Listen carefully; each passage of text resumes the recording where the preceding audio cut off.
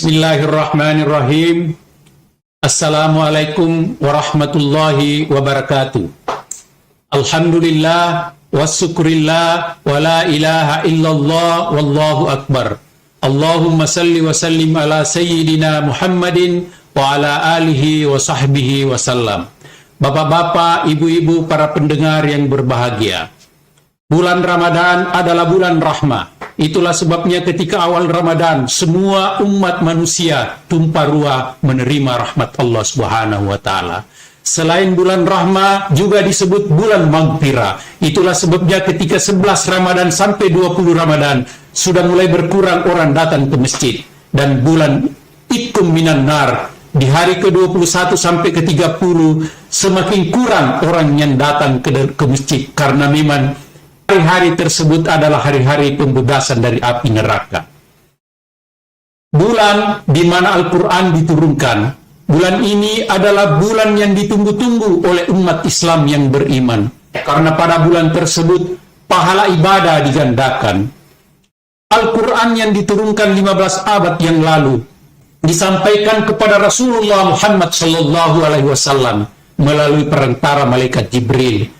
Dimaksudkan untuk menjadi hudal linnas, petunjuk bagi manusia dan peringatan bagi seluruh alam. In huwa illa dzikrul lil alamin. Surat At-Takwir ayat 27. Pada saat Al-Quran diturunkan, banyak yang menganggap Muhammad itu gila. Bagaimana dia tidak dianggap gila? Sebab banyak sekali yang ada di dalam Al-Quran bertentangan dengan keadaan pada masa tersebut. Antara lain misalnya, ketika Rasul menyampaikan bahwa saya baru saja diperjalankan dari Masjidil Haram ke Masjidil Aqsa, selanjutnya menuju Sidratul Muntaha menerima perintah salat, kemudian balik lagi ke Mekah dalam semalam, yang tidak mungkin bisa diterima akal pada saat itu. Tidak banyak orang yang mempercayai Rasulullah pada saat itu. Pada saat tersebut sangat susah memang mempercayai apa yang disampaikan oleh Muhammad Rasulullah.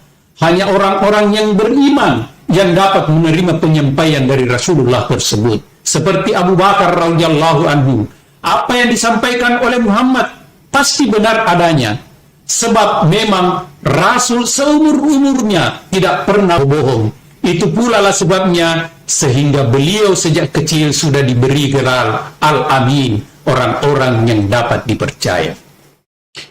Hadirin dan hadirat yang berbahagia, Al-Quran merupakan sumber ilmu pengetahuan. Dan sebagai umat Islam yang beriman, kita harus wajib mempercayai apa isi kandungan Al-Quran tersebut. Banyak para ilmuwan yang mencoba menguji, melakukan penelitian tentang kebenaran Al-Quran.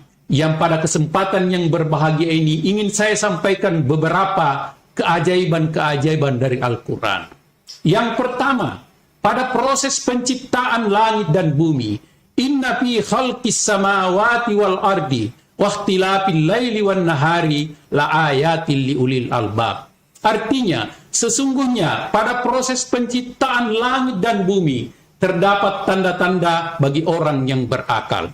Sebagai seorang yang berkecimpung di bidang ilmu sains, terkhusus bidang ilmu keteknikan, maka sering dalam benak saya muncul pertanyaan, bagaimana Allah menciptakan langit dan bumi yang begitu luas? Bagaimana Allah menciptakan langit yang begitu luas tetapi tidak punya penyangga sama sekali? Khalaqas samawati bighairi amadin tarawunaha. Dia yang menciptakan langit tanpa tiang penyangga seperti yang kita lihat.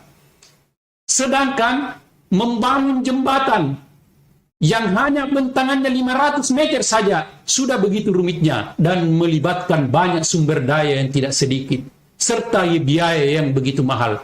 Tetapi Allah Subhanahu wa Ta'ala menciptakan langit ini semua dengan sangat mudahnya. Cukup mengatakan kun fayakun, maka jadilah. Subhanallah, subhanallah, subhanallah. Maha suci Allah yang telah menciptakan ini semua. Semoga menjadi iktibar bagi kita umat manusia, sehingga keimanan kita akan bertambah insya Allah. Hadirin hadirat yang berbahagia, seorang pilot pernah ditanya, bagaimana perasaan Anda ketika berada di ketinggian? Ternyata pilot tersebut menjawab, ketika kita berada di ketinggian, dada kita akan sesak. Ini memang secara sains bisa diterima pada ketinggian, karena pada ketinggian semakin kurang oksigen yang bisa kita hisap. Hal ini telah dijelaskan dalam Al-Quran, surah Al-An'am ayat 125 yang artinya, dia jadikan dadanya sempit dan sesak, seakan-akan dia sedang mendaki langit. Demikian Allah menimpakan siksa kepada orang-orang yang tidak beriman. Persoalan rasa sakit, ternyata itu hanya berada di kulit saja. Ini dikemukakan oleh ahli biologi Kate Moore, bahwa luka bakar dalam tidak menimbulkan rasa sakit, karena ujung saraf sensorik sudah hilang. Al-Quran telah menjelaskan dalam surah An-Nisa ayat 56. Innal ladhina kafaru bi ayatina sawfa nuslihim nara kullama najidat juluduhum baddalnahum juludan gairaha liyadukul azaba innallaha kana azizan hakima. Artinya, sesungguhnya orang-orang yang mendustakan ayat-ayat kami kelak akan kami masukkan ke dalam api neraka. Setiap kali kulitnya hangus, maka kami ganti dengan kulit yang lain agar mereka merasakan kepedihan. Sesungguhnya Allah Maha Perkasa dan Maha Bijaksana. Tentang orbit, bulan dan matahari beredar pada garis edarnya juga telah diterangkan dalam Al-Quran surah Al-Anbiya ayat 33. Wa huwal ladzi khalaqal laila wan nahara was-samsa wal qamara kullun fi falaki yasbahun. Dan dia yang telah menciptakan malam dan siang, matahari dan bulan, masing-masing beredar pada garis edarnya. Hadirin dan hadirat yang berbahagia, bumi diciptakan dalam 7 lapis. Di dalam Al-Quran juga telah dijelaskan dalam surah At-Talaq ayat 12, yang artinya Allah yang menciptakan 7 lapis langit, dan dari penciptaan bumi juga sama. Perintah Allah berlaku padanya agar kamu mengetahui bahwa Allah maha kuasa dan dari segala sesuatunya. Dan ilmu Allah benar-benar meliputi segala sesuatunya. Tentang gunung yang bisa mencegah gempa bumi, di dalam Al-Quran surah Al-Luqman ayat 10. Wal kafil ardi rawasiya antamida bikum wabatsa fiha min kulli dabatin. Dan dia meletakkan gunung-gunung di permukaan bumi agar tidak menggoyahkan kamu. Itulah sebabnya jangan sampai kita merusak gunung, karena gunung kalau kita rusak akan menimpa kepada kita sendiri. Di ayat yang lain dalam surah An-Nabat ayat 7 Allah berfirman, wal jibala autada, dan gunung-gunung sebagai pasak. Jangan sampai kita merusak pasak-pasak ini.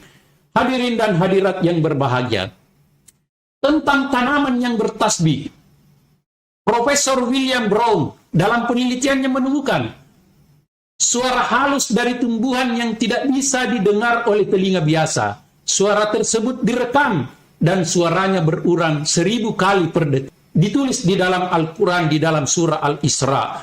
Wa in min shay'in illa yusabbihu bihamdihi walakin la tahkahuna biha la tafkahuna tasbihahum. Artinya, dan tidak ada satupun dari ciptaannya melainkan bertasbih dengan memuji Allah, tetapi kamu sekalian tidak akan mengerti tasbih mereka.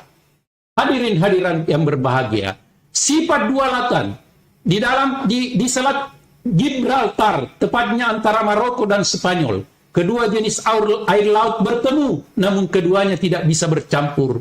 Garis batasnya pun terlihat jelas. Ini juga telah dijelaskan dalam surah Al-Furqan ayat 53, yang artinya dia membiarkan dua lautan mengalir berdampingan.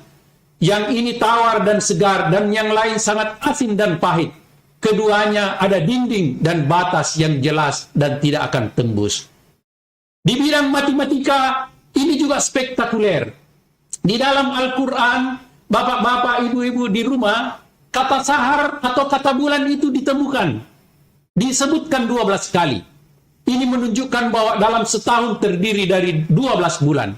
Kata yaum itu disebut 365 kali. Kata yaum ini adalah kata hari, yang menunjukkan jumlah hari dalam setahun sebanyak 365 hari. Kata lautan disebutkan 32 kali, dan kata daratan disebutkan 13 kali.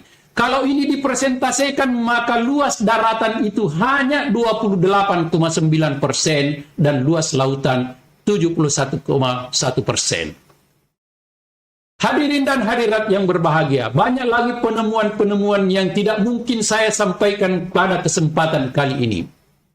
Termasuk berpuasa yang ditemukan oleh Profesor Yoshinori Osumi, berkebangsaan ke Jepang, menemukan bahwa mekanisme autophagy yang menggambarkan tentang manfaat berpuasa, di mana sel-sel yang mati akan dimakan oleh makhluk-makhluk yang ada di dalam tubuh kita, sehingga kita bisa terhindar dari sel-sel mati tersebut yang bisa menimbulkan berbagai penyakit, antara lain kanker, stroke, dan lain-lain sebagainya.